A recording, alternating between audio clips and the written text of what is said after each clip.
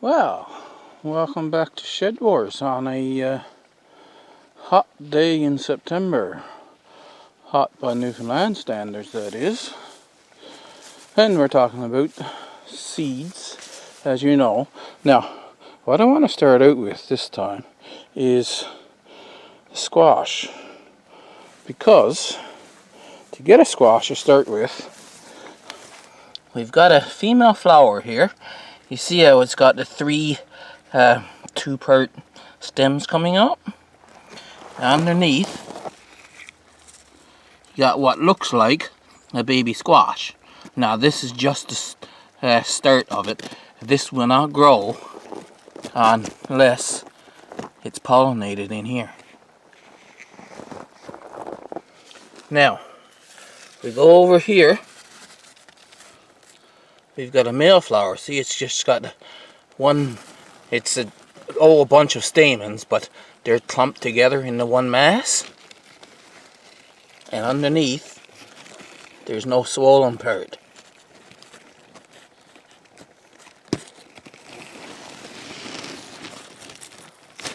So, you can take that off.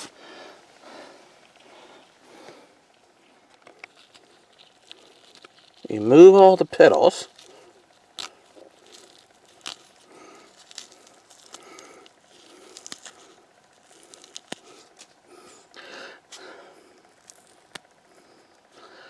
Now you see at the base, it's the same thing. It's got three parts coming up and they combine into one. I don't know how easy it is to see, but you'll see like a yellow powder over it. That's the pollen. Now, so we're back to our female flower. You take your male flower that you've taken the petals off.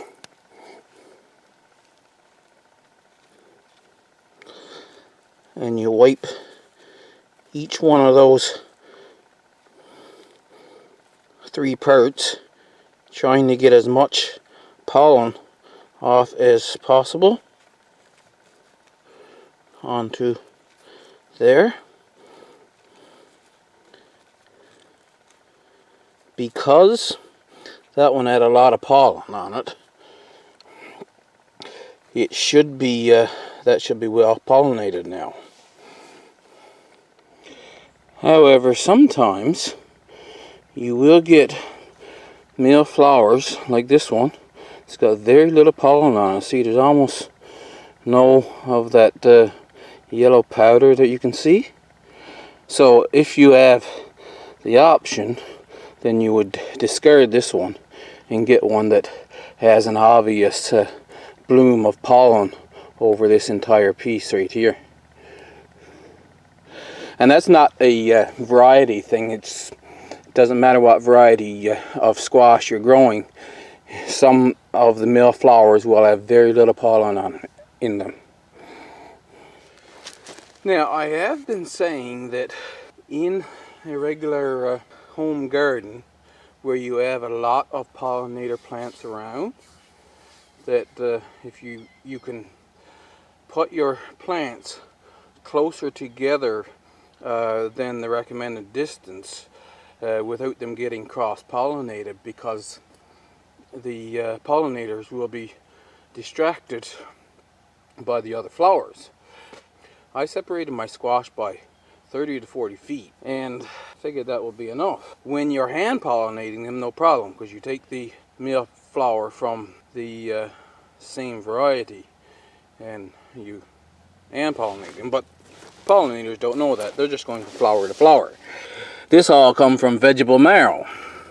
I have a plant here giving me what looks to be a vegetable marrow squash. But from the same seed set, I have this that looks like an elongated pumpkin. What pumpkin? I don't know, but it crossed with something. And then, if you go back over to this plant, it's white like a vegetable marrow, but it's ball shaped. Now, it's not a serious matter. Those squash are perfectly fine. They won't be poisonous. The thing is, they will have different qualities than just the original variety. And so, you'd have to try them. If you like them, then you can save the seed from them, which I'm going to do. And I'll just make a good description of what the plant and squash is like. And then I'll grow them out again next year and try to keep them separate. And I might end up with a squash that's special to Newfoundland, northeastern Newfoundland. Who knows? So you can, and that's what they do. You can put out a bunch of different squash in one field, let them all cross together, save seed from your best, and you end up with a squash that nobody else has. Now the mustard seed, you see the pods and the stem has gone dry.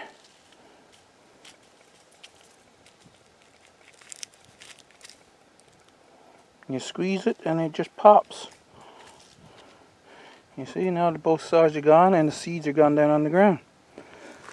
So, if you notice those little hairs sticking off on the pods, they are very stiff, and that's why I'm wearing gloves. They'll stick into your skin and be very irritating. Now, if you didn't want the any seeds to fall down on the ground, then you would cut off this plant and hold it over a large bowl to get the seeds off. But I actually want mustard seeds to be falling down here, so I'm just going to go like this and do that. Most of the seeds will stay in my hand,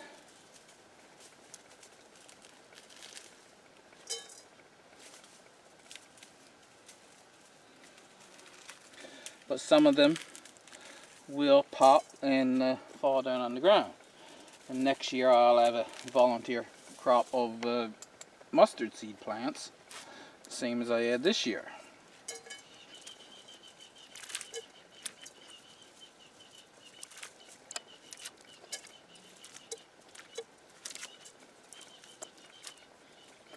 Sometimes you pull up the plant, but that doesn't matter at this stage. And I'll get the rest of them later, but now I've got that, I need to make sure I go over and crush them. And now, you can see the mustard seed there. What you need is 2 sifters.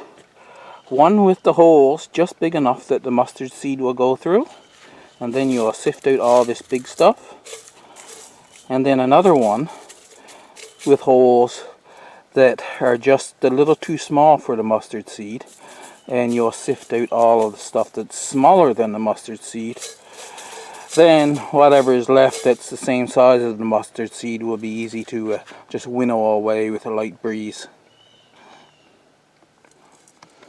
Got to show you the carrot plants, and right now I can show you one fully open.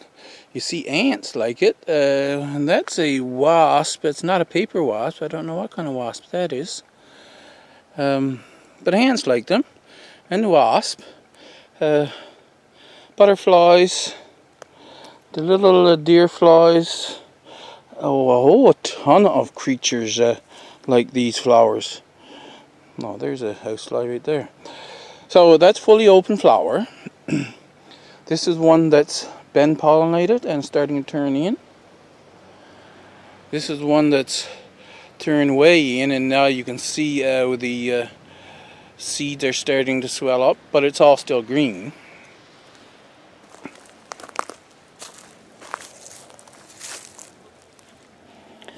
This here is dried up, but it didn't curve back in, and there is no seeds growing. Something happened here to kill this branch. I don't know what happened, but these are no good. It didn't turn back into that bird's nest that I just showed you, and it just fell down and dried up like that. This is the parsnip. It's a little easier than the mustard seed because you have these big umbels of flowers, and that one's green there. But you see how this main part is dried up right all the way back. That one's a little green. Be careful. So now, what you can do with that, if you don't want the seeds to be falling down and being volunteers for next year, you can take a pair of snips and just snip it off. Then you take it over your bowl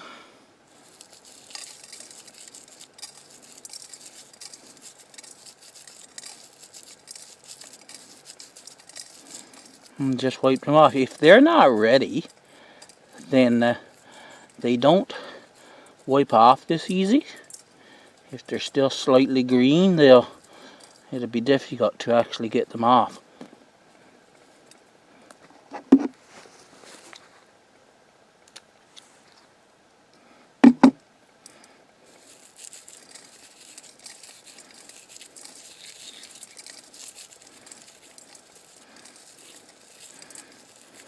Now, so you talk about seeds being cheap and easy.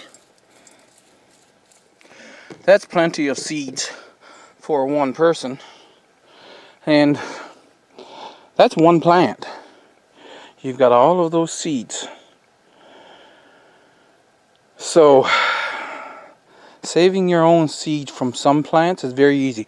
All you do, you can leave one parsnip in the ground, or you can replant one that you've got stored the next spring. But with parsnip, I'm in zone 5B, I find just leave one in the ground, let it grow up the next year, and this is what you get. The thing to note about parsnip plants, aphids like them. Parsnip seed plants, that is, not the parsnip original parsnip plant. And despite the number of ants that's on the carrot plants, no aphids. So apparently aphids, because ants will farm aphids, aphids don't like the carrot plants, but they like the parsnip plants. Onions. These are bunching onions, but the regular onions, you leave them in the ground over winter, like the parsnip, they'll come back next year and they'll flower. I'm going to snip this one off and bring it up closer. Got a little platform where I can put them on. But you see all the seeds have dried out now. I'm late on this one because you see the flowers, the seeds have dropped out of here.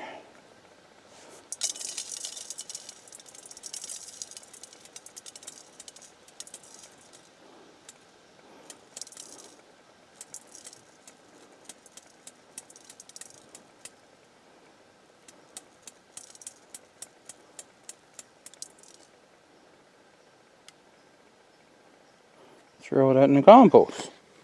Now, that's onion seeds. Let's get another one.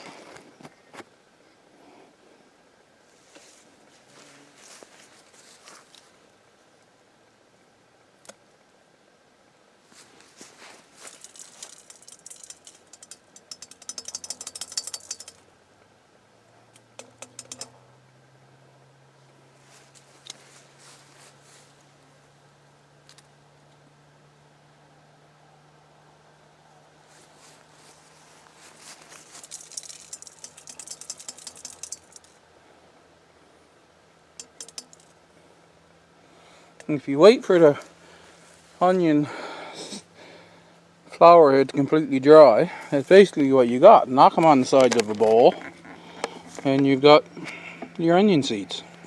Now you've lost some on the ground, so if you get them at the right time, just before they start to fall, then you can get most of your seeds. We're just a little late on those.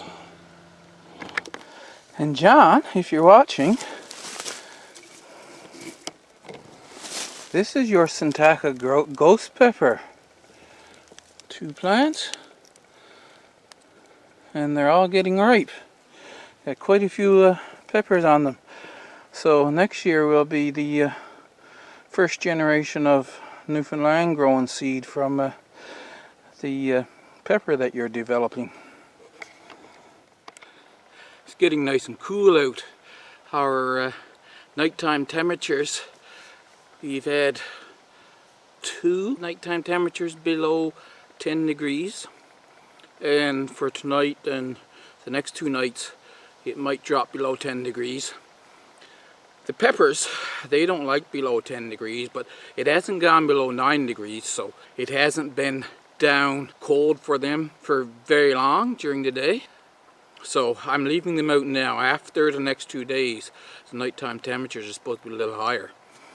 And keep watching the forecast. When the temperatures, my minimum temperature is going down around 8 degrees or something, then I'll bring the peppers in. The squash, for saving the seed from squash, you'll have to wait for that. But I wanted to show you the pollinating of the squash because, of course, that's important.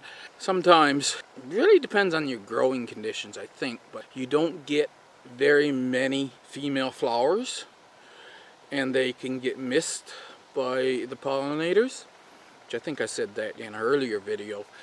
So it is a good idea to watch your squash in a small garden like this and hand pollinate every female flower that you can. But I hope you enjoyed this one.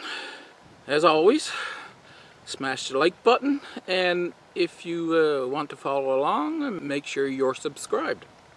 And I'll see you in the next video.